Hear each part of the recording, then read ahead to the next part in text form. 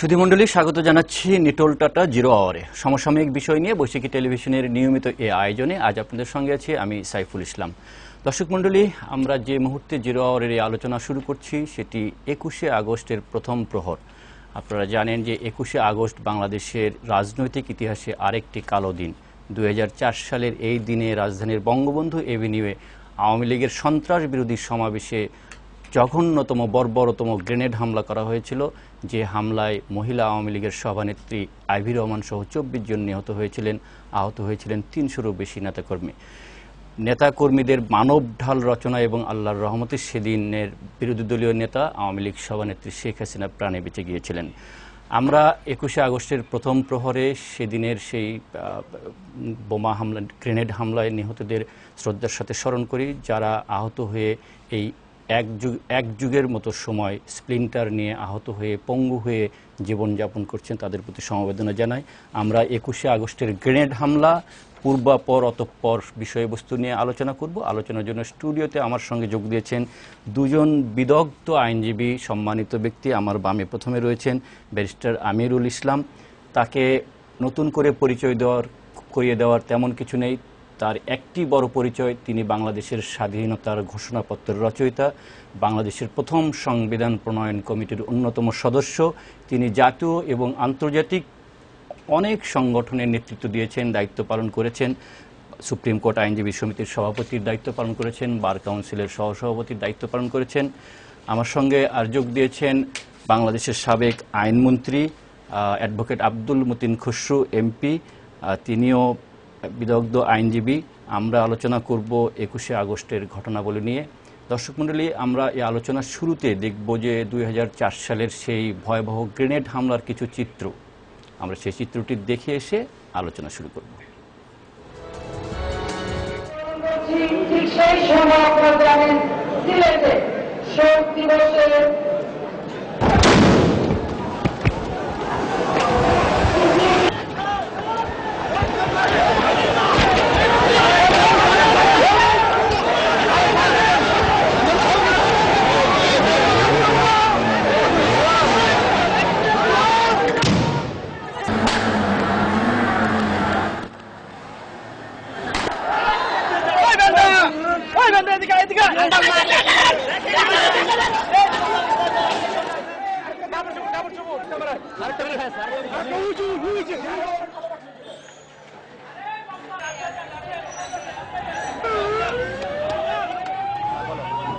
আমি নিজে ওনাকে গাড়িতে উঠে দিচ্ছি, সিকিউরিটি মারা গেছে।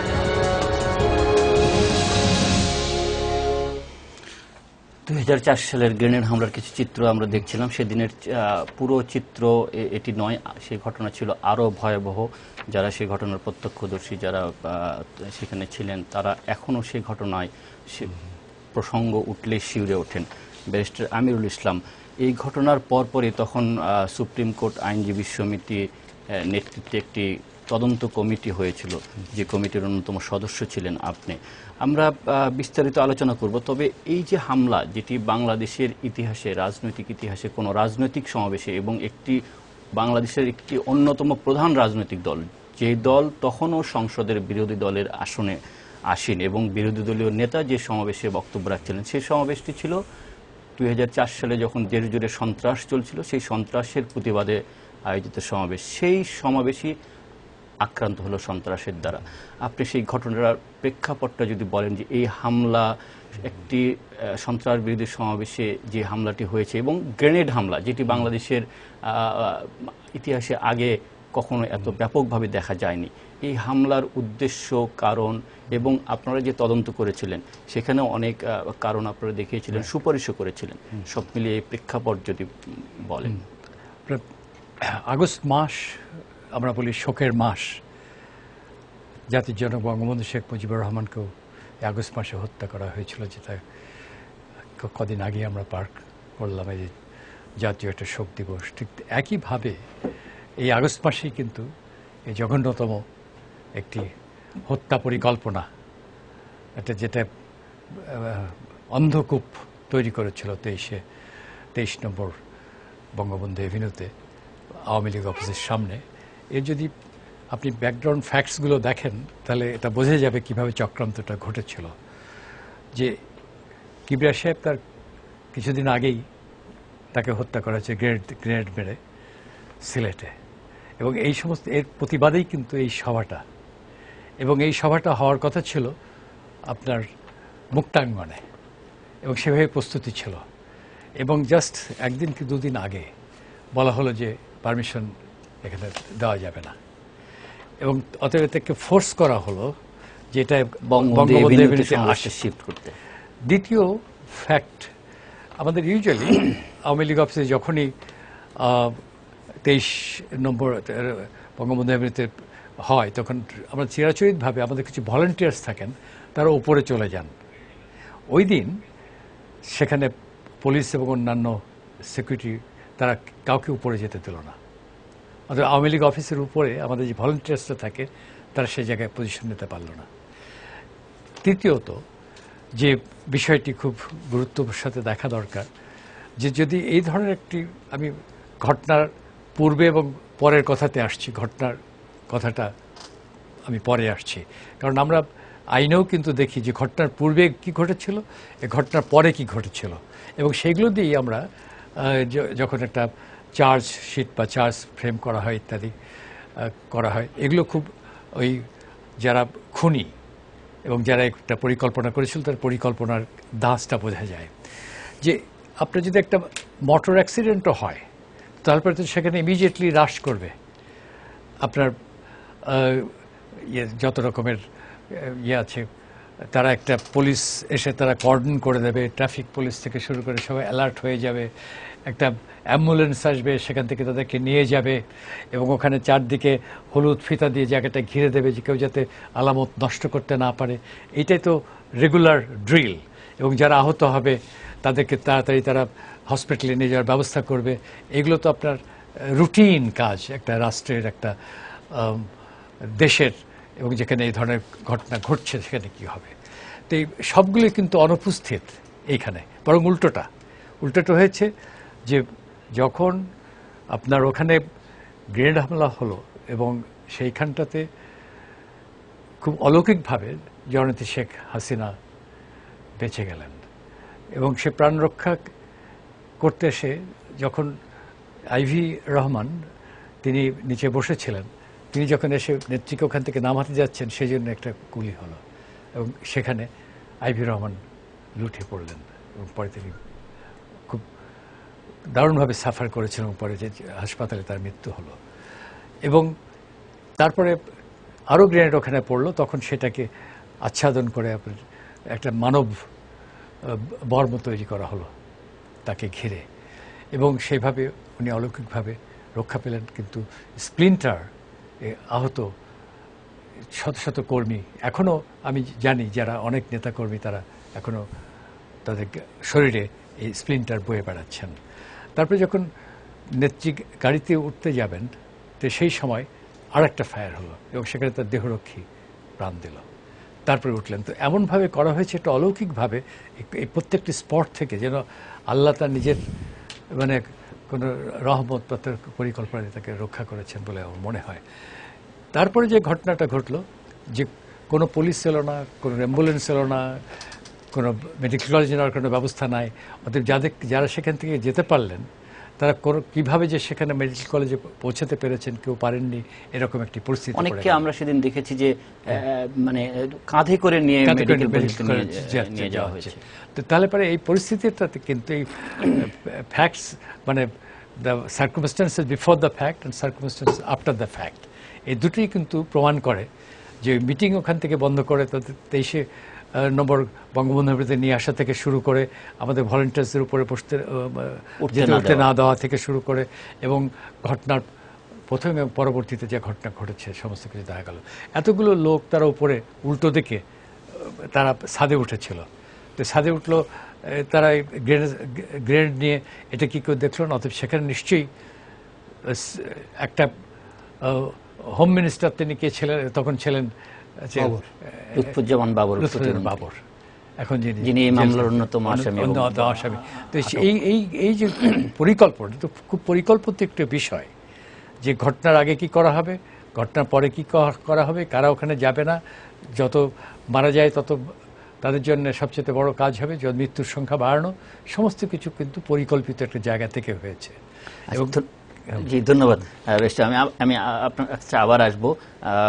অ্যাডভোকেট আব্দুল মতিন খুশরু, আপনার কাছে একটু আসতে চাই যে এই যে স্যার যেটি বলছিলেন যে ঘটনার পূর্ব, ঘটনা এবং ঘটনার পরবর্তী, এর সঙ্গে পরিষ্কার ইঙ্গিত করা হচ্ছে যে এর সঙ্গে একটি নেপথ্য ষড়যন্ত্র হয়েছিল 21শে আগস্ট গ্রেনেড হামলার পেছনে, এবং সেটি আগে থেকে হয়েছিল। জি, এটা তো স্বাভাবিক ঘটনা না, এটা ভয়াবহ ঘটনা। আপনার দিনে দুপুরের মাগরিবের নামাজের 5 মিনিটের আগে এটা জনসভায় প্রকাশ্য রাজপথে আক্রমণ করা একটা পূর্ব পরিকল্পনা, পূর্ব প্রস্তুতি এবং সুদূরপ্রসারী গভীর চক্রান্তের ফসল ছাড়া হতে পারে না। কারণ আমি সেই মিটিংয়ের প্রত্যক্ষদর্শী, আমি সেই মিটিংয়ে ছিলাম নিজে, আওয়ামী লীগ অফিসের সামনে। আমরা তো সেখানে আমরা কি দেখলাম যে মিটিং চলতেছে, সন্ত্রাস বিরোধী সমাবেশ। মাননীয় তখনকার দিনের বিরোধী নেত্রী বঙ্গবন্ধু কন্যা জননেত্রী শেখ হাসিনা ভাষণ দিচ্ছেন। তার ভাষণের মাঝেই উপর থেকে আপনার গ্রেনেড নিক্ষেপ করলো। কোন জায়গা থেকে? ওখানে আওয়ামী লীগের স্বেচ্ছাসেবকরা ছিল, আমাদের কর্মীরা ছিল, তাদেরকে নামিয়ে দিল। নামিয়ে দিয়ে ওরা উঠলে প্রকাশ্য জনসভায়, এখানে হাজার হাজার লোক, অ্যাবাউট 10,000 পিপল আর দেয়ার মিনিমাম, ওখানে ওরা কোন সাহসে এই গ্রেনেড নিক্ষেপ করবে, করে আবার পালাইও যাবে। এরা হাইলি ট্রেইনড স্পেশালাইজড পিপল, অত্যন্ত প্রশিক্ষিত লোক। এরা কোনো বিশেষ সংস্থার লোক হতে পারে। তারপরে আপনার গ্রেনেড মারলো, মারার পরে দেখা গেল এটা অর্ডিনারি গ্রেনেড না, আমাদের ক্যান্টন সামরিক বাহিনীও ব্যবহার করে আর্জেস গ্রেনেড। কোথায় তৈরি, কোথায় অরিজিন, কোত্থেকে এটা আসলো? তো এখানে উদ্দেশ্য ছিল আপনার আওয়ামী লীগের নেতৃত্ব তথা মুক্তিযুদ্ধের পক্ষে সকল নেতৃত্বকে বিনাশ করা, elimination of all leadership Awami League, including Bangabandhu কন্যা শেখ হাসিনা। বঙ্গবন্ধু কন্যা শেখ হাসিনাকে হত্যা করার উদ্দেশ্যে এই পরিকল্পনা করা হয়েছিল। এবং আপনার ওখানে রক্ষা করতে যাওয়া দূরের কথা, স্টোন থ্রো ডিস্টেন্স, একটা ডিল মারলে পরে আইজির অফিস, nobody came forward. Abdul Gani রোডে আমরা অনেক পুলিশ দেখলাম, পুরা কেউ আসলো না। তারপরে এইটা যারা বাঁচাতে গেছিল তাদের উপর আবার টিয়ার গ্যাস মারল। তারপর আলামতগুলি তারা নষ্ট করে দিল। আমাদের আওয়ামী লীগ যুবলীগের কর্মীরা কিছু আলামত পাহাড় দিয়ে রেখে সংগ্রহ করেছিল। আপনার একবার তদানীন্তনকালের প্রধানমন্ত্রী দেখতে গেল না, আইজিও পুলিশও গেল না। How come? আমরা সেখানে উপস্থিত। দৌড়িয়ে আমরা একটা দোকানে বন্ধ করে রেখেছি, আমরা কোনো মতো প্রাণ বাঁচালাম। 24টা লোক প্রাণ হারালো, 24টা লোক প্রাণ হারালো। এবং এইটা একটা পরিকল্পিত হত্যাকাণ্ড। 24 জন হয়েছে। আর আমি আজকে তাদের আত্মার মাগফিরাত কামনা করছি। আগস্ট মাস বঙ্গবন্ধু এবং তার পরিবারের সদস্য যারা শাহাদাত বরণ করেছে তাদেরও মাগফিরাত কামনা করছি। উদ্দেশ্য ছিল জননেত্রী শেখ হাসিনার জীবন নাশ করা। ব্যক্তি শেখ হাসিনা না, শেখ হাসিনা কিন্তু একটা প্রতিষ্ঠান, একটা মুক্তিযুদ্ধের পক্ষের রাজনীতির ঠিকানা, তাকে ধ্বংস করা।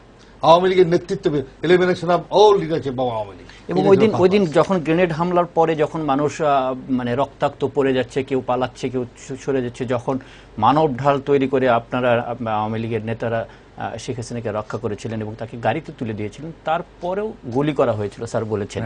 এবং আমরা পরবর্তীতে দেখেছি যে গাড়িটি যখন সুদর্শনে যায় তখন দেখানো হয়েছে গুলি, এটা একটা বুলেট প্রুফ গাড়িতে কিভাবে গ্লাসে কিভাবে গুলি পার্সু করেছে।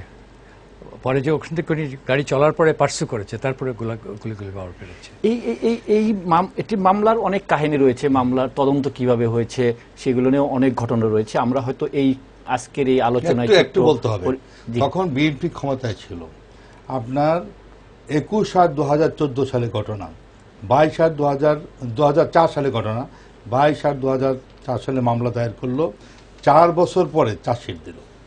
চার্জশিটের মধ্যে আপনি শুনেছেন তো কাহিনী, আপনি নিশ্চয় জজ মিয়ার বলতে চাচ্ছেন। সেখানে জজ মিয়ার কাহিনী সৃষ্টি করলো কেন?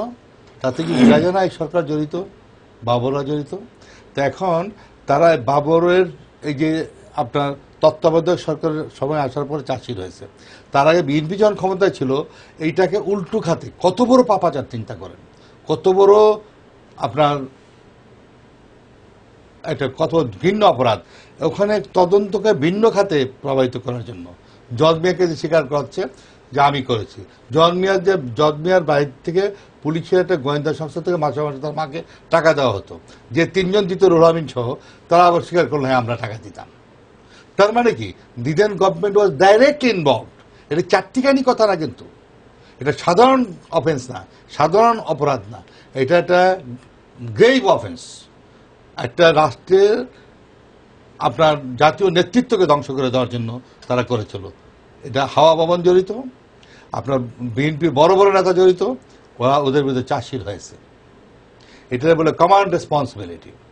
কারণ ওই সাধারণ লোকের পক্ষে এটা কিন্তু সিসকাচুর আপনার করে নাই, গ্রেনেড হামলা করে নাই। এটার পিছনে একটা বিরাট শক্তি ছিল, নেপথ্য নায়ক ছিল, মাস্টারম্যান ছিল। ওই মাস্টারম্যান ছিল তারা, যাদের চার্জশিট হয়েছে বড় বড় নেতারা, হাওয়া ভবন সহ বিভিন্ন জায়গায়। রাজাগর হাজার চৌধুরী মেজর জেনারেল, উনি একটা গোয়েন্দা সংস্থার প্রধান ছিলেন, উনিও আসামি ছিলেন, তারাই যে আসামি। একটি হলো যে এই মামলার সবশেষ যে চার্জশিট দেওয়া হয়েছে সেখানে জোট সরকারের মন্ত্রী, প্রভাবশালী নেতারা রয়েছেন, এবং সবচেয়ে অবাক বিষয়, আশ্চর্যজনক বিষয় হলো যে রাষ্ট্রযন্ত্র এই হামলার পিছনে কিভাবে কাজ করেছে এবং কাজে করানো হয়েছে আমাদের জাতীয় নিরাপত্তা গোয়েন্দা সংস্থা, আমাদের সামরিক গোয়েন্দা সংস্থার কর্মকর্তা যারা এই মামলার আসামি হয়েছে, স্বীকারোক্তি দিয়েছেন, জবানবন্দি রেকর্ড হয়েছে আদালতে। এটি একটি অবাক কারণ যে রাষ্ট্রযন্ত্রকে ব্যবহার করা হয়েছে। আমি এই প্রসঙ্গে স্যার আপনার বক্তব্য জানবো, একটা বিরতি নিব, বিরতির পরে এই প্রসঙ্গে আসবো। প্রিয় দর্শক, আমরা আলোচনা করছিলাম 21শে আগস্টের ভয়াবহ গ্রেনেড হামলার পূর্বপর নিয়ে। এই আলোচনায় আবারও ফিরবো অল্প সময় পরে, বিরতির পরে। আশা করি আমাদের সঙ্গেই থাকবেন।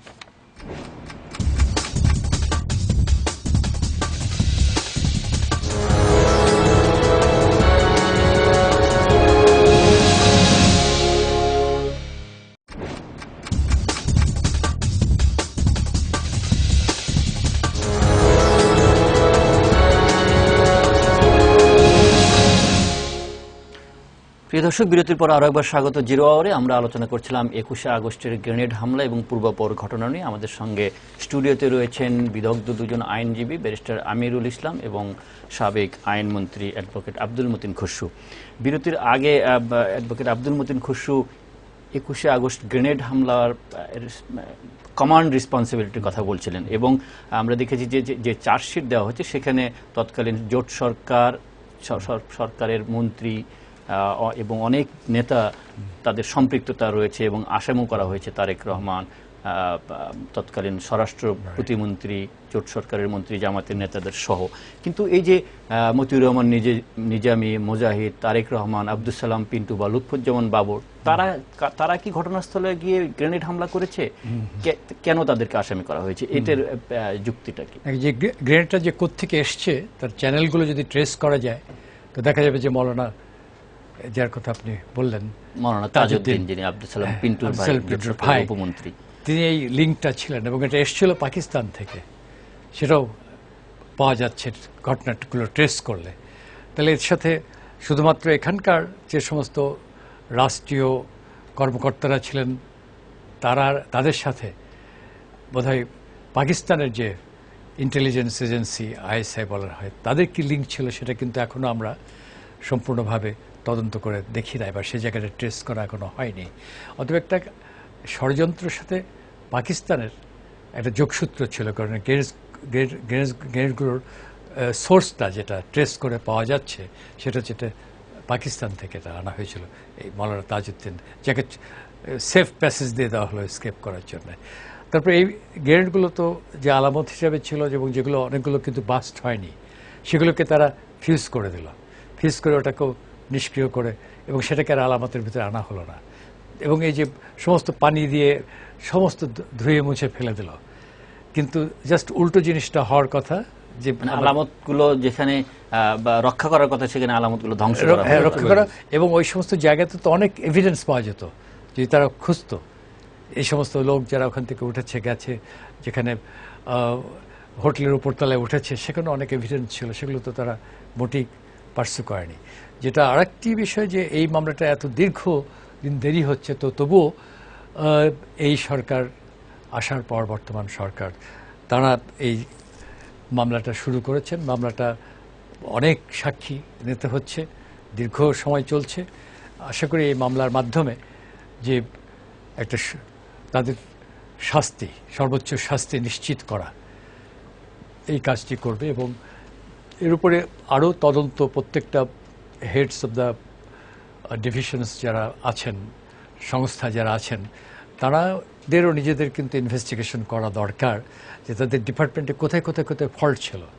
অতএব শুধুমাত্র ওই সময়ের সরকার যারা ছিল তারা যেহেতু এই পরিকল্পনার ভেতরে ছিল, সরকারের উচ্চ পর্যায়ের, এবং এই পরিকল্পনার কথা কত উঁচু জায়গা থেকে তারা জানতো বা এটাকে ব্লেস করেছে সেটাও কিন্তু জানা দরকার। একটি হলো যে এই যে আমরা কমান্ড রেসপন্সিবিলিটির কথা বলছিলাম, এবং রাষ্ট্রের কতগুলো প্রতিষ্ঠান যাদের দায়িত্ব রাষ্ট্রের নিরাপত্তা বিধান করা, তাদের সম্পৃক্ততা রয়েছে। আমরা চার্জশিটে যেটা দেখেছি, জাতীয় নিরাপত্তা গোয়েন্দা সংস্থা বা সামরিক গোয়েন্দা সংস্থা, পুলিশের অনেক ঊর্ধ্বতন কর্মকর্তা, এই যে রাষ্ট্রযন্ত্রকে ব্যবহার করা হয়েছে, এটি কি আপনি কমান্ড রেসপন্সিবিলিটির কথা যেটা বলছিলেন, এটা একটা জঘন্য অপরাধ। কমান্ড রেসপন্সিবিলিটি হলো, দেখেন এই বিষয়টা একটু দেখেন, আপনার শেখ হাসিনা মাননীয় প্রধান বিরোধী নেত্রী ছিলেন, দেখেন she is a shadow prime minister, তার একটা প্রটোকল আছে রাষ্ট্রীয়, ওখানে পুলিশ কোথায়, গোয়েন্দা সংস্থা কেউ তো সেখানে নাই, গোয়েন্দা সংস্থার লোকজনগুলো কোথায়,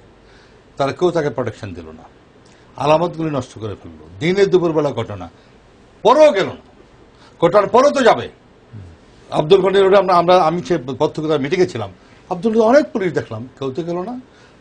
আইজি অফিস তো পাশে, কেউ ছিলেন না, কেউ তো গেল না। আপনার দিনে দুপুরবেলা ঘটনা বিরোধী দলের নেত্রী জনসভা, এটা কি সম্পৃক্ততা বোঝা যায় না? আপনার আরেকটা জিনিস দেখেন, তদন্ত হবে, সুষ্ঠু তদন্ত হবে। তোমরা সম্পৃক্ত না থাকলে, এই রাজা মিয়া কোথেকে আসলো, জজ মিয়াকে বেতন দিচ্ছ কেন? এটা কি মিথ্যা কথা? ওদের বিরুদ্ধে চাষিরা নাই, এইটা বলে কমান্ড রেসপন্সিবিলিটি। এটা command responsibility, they are involved, they are the mastermind. তারা এটার মূল নায়ক, নেপথ্য নায়ক হলো বেগম খালেদা জিয়া সরকার, ওনার পুত্র তারেক জিয়া, বাবর, তারা। এটি কনফেশন জেনারেল রুমি সে বলেছেন তারা জড়িত, হাজার হাজারা জড়িত। তো গোয়েন্দা সংস্থা যারা রক্ষক, তারা বক্ষক হলে এর চেয়ে জঘন্য অপরাধ কিছু হতে পারে না। চারটি কেন কথা না, রাষ্ট্রের দায়িত্ব নিয়ে আসেন, মানুষের জীবন রক্ষা করা তোমার কোনো অনুকম্পা না। It is not your charity, it's your duty to protect the life of the citizen. Grenade হামলা জনসভায় দিন দুপুরবেলা, তোমরা সাইলেন্ট মাম। বিরোধী নেত্রীকে দেখতে গেলেন না মাননীয় প্রধানমন্ত্রী, স্বরাষ্ট্রমন্ত্রী তার বাসায় গেল না কেন? কিসের অনুমতি লাগবে তোমার? সে বঙ্গবন্ধু কন্যা, সে তোমার বাসা থেকে আপনার মতো দরজা খুলবে না? আপনাকে গেট থেকে আগায় নিত, তার নাম শেখ হাসিনা। আপনি গেলেন না কেন? আমাকে হয়তো উনি অ্যাকসেপ্ট করতে হবে, উনি কি আপনার মেন্টালিটির লোক? আপনার সরকার যে সম্পৃক্ত ছিল, তদন্ত চার্জশিট হয়েছে, তদন্ত চার্জশিট হয়েছে 9/2008 তত্ত্বাবধায়ক সরকার আমলে। মামলার ঘটনা তারিখ 21/2004, একদিন পরে আপনার 22/2004 ঘটনা হয়েছে।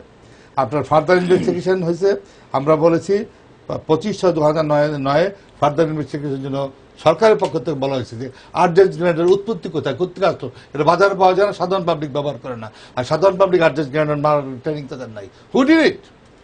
Somebody highly specialized, highly trained, উচ্চ প্রশিক্ষিত লোক। তারা কারা?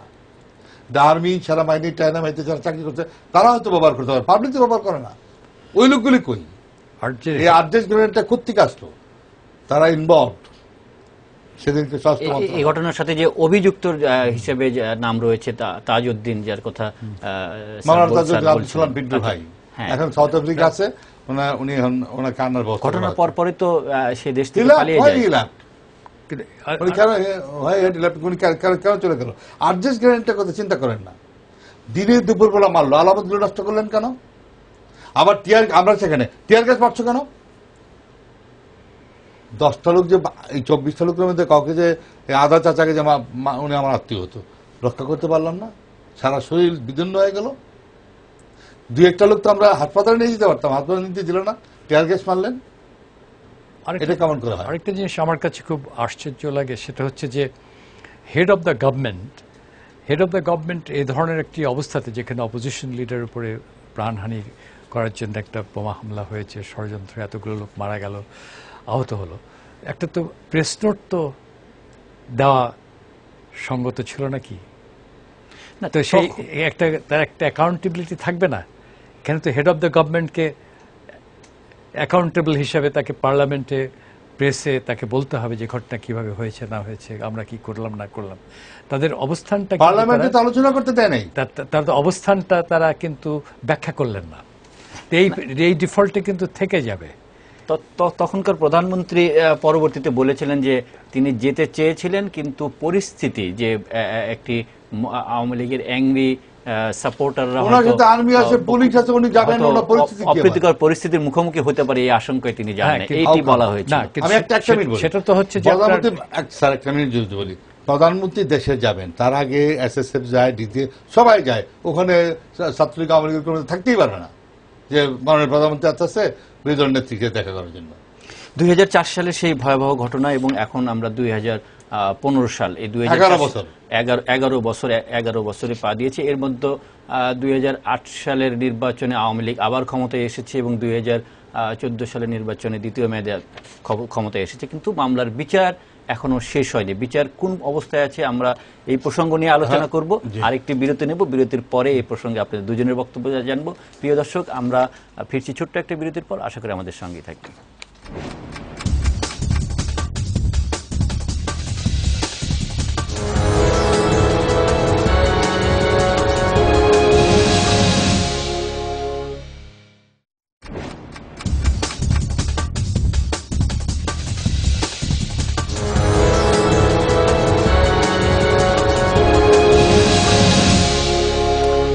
প্রিয় দর্শক, বিরতির সময় আমাদের সঙ্গে থাকার জন্য ধন্যবাদ। জিরো আওয়ারে আজকে আলোচনা করছি 21শে আগস্ট গ্রেনেড হামলার পূর্বপর ঘটনা নিয়ে। বিরতির আগে আমরা যে বিষয়টি আলোচনা করছিলাম যে এই মামলার বর্তমান চিত্রটি কেমন। আমরা দেখেছি যে এই মামলায় অভিযুক্তের সংখ্যা অনেক, 52 জন, এবং তাদের মধ্যে সাবেক মন্ত্রী, সাবেক সরকারি কর্মকর্তারা রয়েছেন এবং সাক্ষীর সংখ্যা অনেক বেশি, 491 জন। মামলার আমি শুরুতে বলেছিলাম যে 2004 সালের ঘটনা, এরপর 2008 সালের নির্বাচনের পর থেকে এখন পর্যন্ত আওয়ামী লীগ ক্ষমতায়। এখন তো আর বৈরী পরিবেশ নয়, তারপরেও মামলাটির বিচার চলছে দ্রুত বিচার ট্রাইব্যুনালে, কিন্তু বিচার এত প্রলম্বিত হচ্ছে কেন? আমি যতদূর জানি এই পর্যন্ত 176 PWs 176 জন সাক্ষ্য নেওয়া হয়েছে, আর বেশি দিন হয়তো সময় লাগবে না, কিন্তু এর তদন্তে অনেক দিন সময় গেছে। 2004 সালের ঘটনা 2008 সালে 2008 সালে গিয়ে চার্জশিট হয়েছে, না 2008 সালে চার্জশিট তত্ত্বাবধায়ক সরকারের প্রথম চার্জশিট হয়েছে, তারপরে সাপ্লিমেন্টারি চার্জশিট হয়েছে, আপনার সাপ্লিমেন্টারি চার্জশিট হয়েছে 9/6/2008-এ আপনার চার্জশিট হয়েছে তত্ত্বাবধায়ক সরকার আমলে। ঘটনা ছিল 21/2004-এ। তারপর ফার্দার ইনভেস্টিগেশন আদেশ হয়েছে 25/2009-এ আপনার ফার্দার ইনভেস্টিগেশন হয়েছিল। তারপর সাপ্লিমেন্টারি চার্জশিট দিয়েছে 2/7/2011-তে। চার্জ ফ্রেম হয়েছে 52 জনের বিরুদ্ধে 18/3/2012-তে। তারপরে এই পর্যন্ত আপনার 176 উইটনেসেস হয়েছে, সাক্ষী। তো সাক্ষীও তো অনেক জায়গায় অনেক আগের ঘটনা জোগাড় করে এখন প্রায় শেষ পর্যায়ে চলে আসছে। Material witnesses have already been examined, গুরুত্বপূর্ণ সাক্ষীগুলো। তো আমাদের মনে হয় বেশি সময় লাগবে না। সময় খেয়েছে আপনার তদন্তের সময়, ম্যাক্সিমাম টাইম, কারণ ওই সরকার তো নিজেই ইনভলভ, তারা তদন্ত হইতে দেয় নাই। জজ মিয়া মানে কি, তুমি আসামি, তোমাকে বেতন দিচ্ছি, তুমি স্বীকার করো তুমি ঘটনা করেছো। এর চেয়ে জঘন্য ঘটনাগুলো সভ্য সমাজে হয়?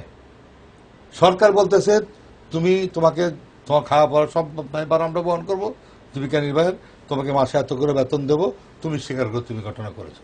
তাতে কি বোঝা যায় না সরকার জড়িত?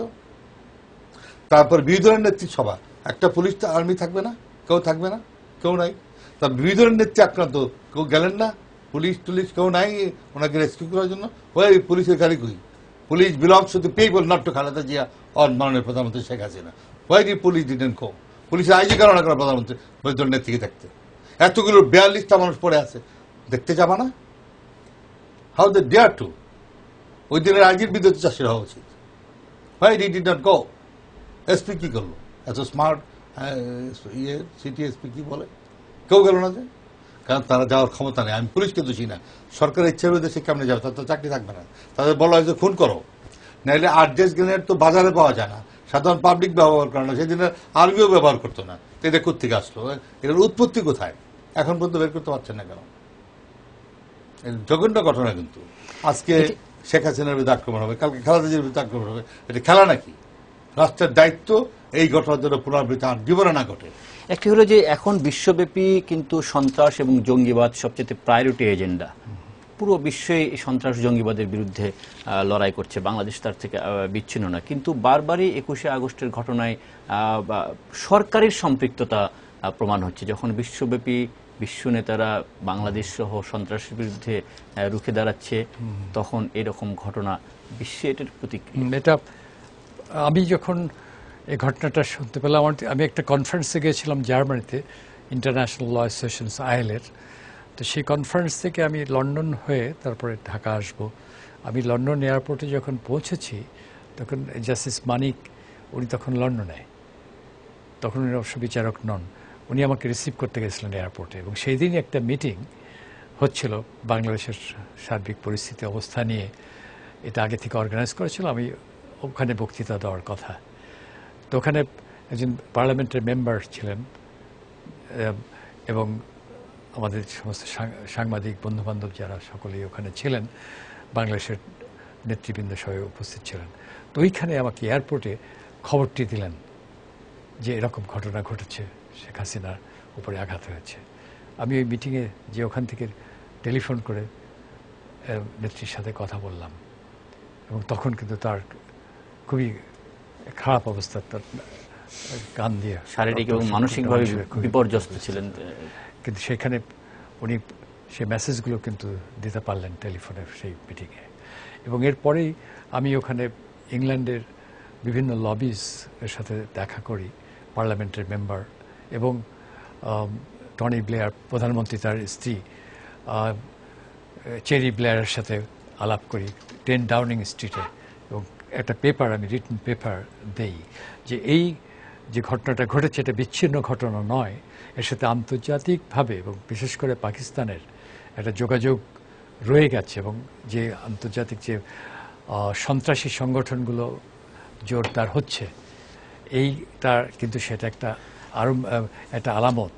অতএব সেদিক থেকে তোমাদের সচেতন হওয়া দরকার। আর আরেকটি প্রশ্ন ছোট্ট করে যদি বলেন, যে আমি ইউরোপিয়ান কমিশনও গিয়েছিলাম, তাদের সাথে কথা বলেছি ব্রাসেলসে, জার্মানিতে গিয়েছিলাম, তাদের ফরেন মিনিস্ট্রির সাথে কথা বলেছি। অতএব একটা ইউরোপের সারা দেশে এটা নিয়ে একটি আলোড়ন আন্তর্জাতিক পর্যায়ে জনমত গঠন করেছেন। তারপরে আমি কিন্তু ঢাকাতে এসে তখন আমরা যে কমিটিটা করলাম, তখন রুকনুদ্দিন মাহমুদ আমাদের বারের প্রেসিডেন্ট, এবং তার সাথে আমাদের ডক্টর কামাল হোসেন কমিটির মেম্বার ছিলেন, তারপরে ডক্টর জহির ছিলেন, মালিক সাহেব ছিলেন, আইনউদ্দিন সাহেব। এরা কিন্তু কেউ অনেকে দল করেন না, আইনউদ্দিন সাহেব তো মুসলিম লীগের ব্যাকগ্রাউন্ডের লোক। এরা সবাই কিন্তু এই আমাদের যে ইনভেস্টিগেশন সেই রিপোর্টে আমরা সাইন করেছি, এবং তার ভিতরে এই কথাগুলো বলা আছে। আমি জানি না এটাকে ব্যবহার করা হবে কিনা ট্রায়ালের জন্য, কিন্তু হিস্টোরিক্যালি এই ডকুমেন্ট ইজ দেয়ার। এবং এটা এখনো অনলাইনে রয়েছে, এবং এটা তদন্ত পরবর্তীতে পুলিশ তদন্ত এটি কি গ্রহণ করা হয়েছে, ব্যবহার করেছে। আমরা ওখানে নির্দেশনা দিয়েছিলাম। মতিন খুশরু, আপনার কাছে সবশেষ খুব 1 মিনিটে যদি একটু ক্লিয়ার করেন। একটি হলো যে শেখ হাসিনার উপর ওটি শেষ হামলা নয়, তার আগেও হামলা হয়েছে। বারবার কেন আওয়ামী লীগ সভানেত্রী টার্গেট হচ্ছেন? এটা পরিষ্কার। জননেত্রী শেখ হাসিনা হল মুক্তিযুদ্ধের চেতনার প্রতীক, মুক্তিযুদ্ধের চেতনার ঠিকানা। তাকে শেষ করতে পারলে মুক্তিযুদ্ধের পক্ষের রাজনীতির উপর চরম আঘাত আসবে, এইটার ধারণা আর দাঁড়াতে পারবে না। ওই পাকিস্তানি দ্বারা যে প্রতিক্রিয়াশীল চক্র তারা রাজত্ব করতে পারবে। এই জন্য শেখ হাসিনাকে শেষ করা মানে মুক্তিযুদ্ধের চেতনার যে আদর্শকে শেষ করা। তিনি হলেন আদর্শের প্রতীক, মুক্তিযুদ্ধের চেতনার ঠিকানা। তাকে ধ্বংস করতে পারলে সব শেষ। এই জন্য টার্গেটেড টাইম এন্ড এগেইন। এই ষড়যন্ত্র হামলা পিছনের কুশীলব যারা চিহ্নিত হয়েছে, তাদের বিচার, তাদের শাস্তিকে নিশ্চিত করতে পারবে আপনার সরকার?